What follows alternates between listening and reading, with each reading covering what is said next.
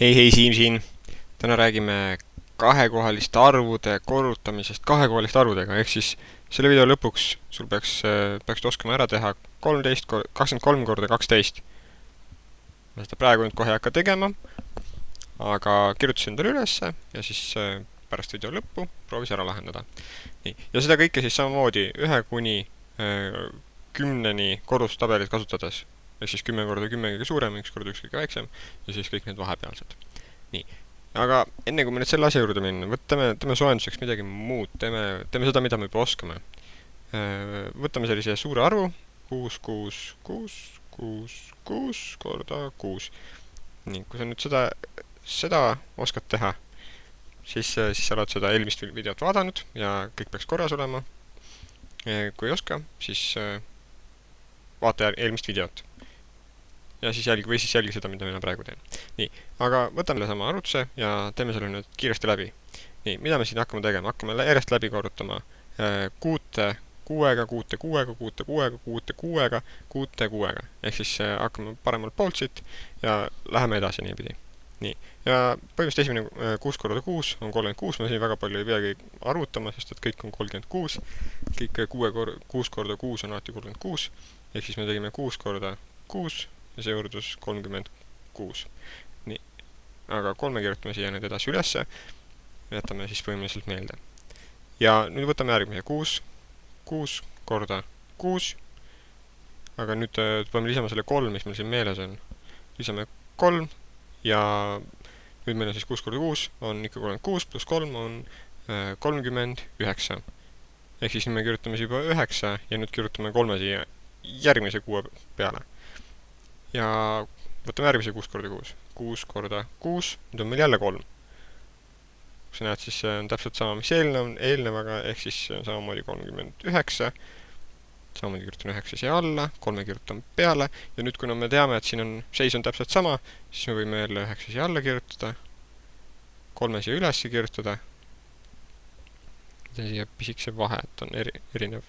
Nii, ja 6 korda 6 pluss 3 on jälle 39. Kirjutan siia. Nii, ja me olemegi saanud sellele 66 666 korda 6 on 399 996. Palju kuusi. Oot. Aga nüüd lähme siis selle kahekohaliste arvude korrutamine kahekohaliste arvudega. Nii, ja võtame siit võtame näiteks siis siukse, võtame 25 korda 15. Esmapilgul tundub see ülimalt keeruline, aga siin tekkisid mingid arvud juurde ja mingid värgid ja mis üldse toimub. Nii. Aga võtame selle, ma üritan sulle selitada selle, et me võtame selle alumise numbri lahti selleks, mida me juba oskame, ehk siis me oskame ühekohaliste arvudega korrutada ühekohaliste arvudega mingit ükskõik mis arvusid, see on juba 5-kohaline arv. Nii, ehk siis ma jätan ikka 25 ja selle 15 jagan ma näiteks 5-ks. Ma kirjutan selle, jagan hoopis kõigepealt siin 10-ks ja 5-ks. Teen teise värviga, nii, ja siis meil on 25 ja siin on 5. Ehk siis 10 pluss 5 on 15. Ja neid me juba oskame teha. Neid korrutamisi. Ehk siis põhimõtteliselt me saame vastuse kätte, kui me need omavahel liidame. Need vastused. Siis me saamegi teada, mis on 25 korda 15. Aga lähme katsetame seda siis. Millega see võrdub? 5 korda 5 on 25. 5 läheb siia. 2 läheb siia, sest 25. Nii, 5 korda 2 on 10, pluss 2 on 12. See on siis 125. Nii, ja nüüd teisel pool on 10 korda 25. Nagu sa mäletad, siis 10 korda mingi arv lisab sellele arvule lihtsalt ühe nulli taha. Ehk siis ma võin siia kohe ära kirjutada 250. Ja kerge. Me saime väga lihtsa vaevaga kätte teada, mis oli selle arvutuse, mida me ei osanud, tulemus. ehk siis see on siis 250 pluss 125, see on nüüd juba liitmine, 375 on see tulemus. Nii, tulemus. Aga nüüd vaatame selle esialgse peale tagasi. Et kuidas me selle asja nüüd äkki, iga kord ei taha seda kõike hakata välja kirjutama, proovime hakkama saada siin. Ehk siis alustame jälle sellest, alustame 5. Unustame selle ühe siin alguses ära. Selle ühe unustame ära, seda me ei näe siis praegu. Ja võtame 5 korda 5. 5 korda 5 on 25. Panen 5 siia alla ja 2 kirjutan siia peale. Nii. See oli selge, me tegime siin ka 5 korda 5, oli ka 25. Nii, ja nüüd võtame 5 korda 2, samamoodi nagu siin, 5 korda 2, ja see oli 10. Pluss 2 on 12. Ehk siis me saame ühe arvu 125, see on sama arv, mis siin. Nii, ja ma arvan, et sa hakkad tasapisi juba nägema, mis nüüd siin edasi hakkab sündima.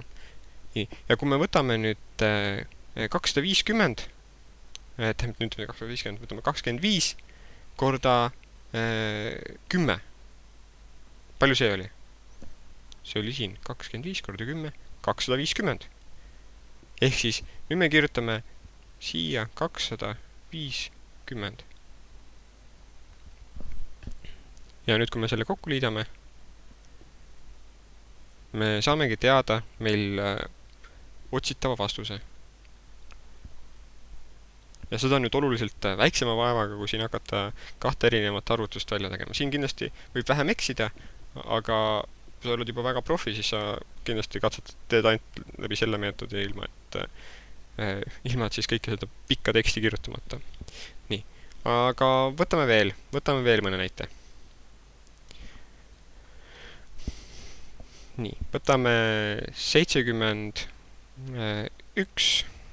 korda 18.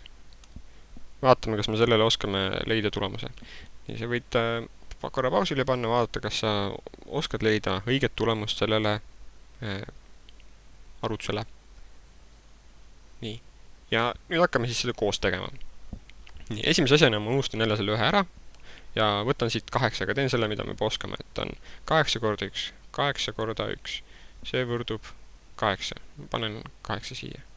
Nii, võtame järgmise. 7 korda 8. 7 korda 8 on 56. 7, 8, 56. See on korrustabelist, peaks meeles olema. Nii. Ja võtame nüüd edasi. Võtame 56. Me peame selle 56 ära kirjutama siia. 6, 10 ja siia ei ole midagi korrutada, siis ma panen siia lihtsalt 5. Nii. Ja võtame nüüd, unustasime nüüd selle, võtsime selle unustatud ühe tagasi, ehk siis nüüd on meil siin 10 alles. Sisust me 8 oleme ära korrutanud, nüüd on meil siin sisuliselt 10 alles. Aga, et mitte hakata nüüd 10-ga korrutama, võid teha seda veel lihtsamaks, ma kirjutan selle 10 nulli siia ära, mäletad, et 10-ga korrutame, selle tuleb 0 tuleb lõppu. Ma panen selle nulli siia kohe ära. Nii, ja võtame 1 korda 1 on 1, 1 korda 7 on 7, ehk siis ma tegin 1 korda 1, 1, 1 korda 7 on 1. Ja veel kord ma ütlen, et ma panin selle korrutuseni 1-ga, mitte 10-ga ainult selle pärast, et ma panin selle nulli juba taha ära. Ja kui me nüüd selle kokku liidame, siis me saame 8, 7, siin tuleb nüüd 12, 12. Ja ongi meil vastus käes. Oli kerge. Ma arvan, et nüüd saad juba valmis harjutusväljakul minema. Mine kindlasti harjuta, sellepärast, et kui sa seda harjutad, sa saad sellest paremini aru ja eksid vähem ja elu on ilusam. Ole tubli!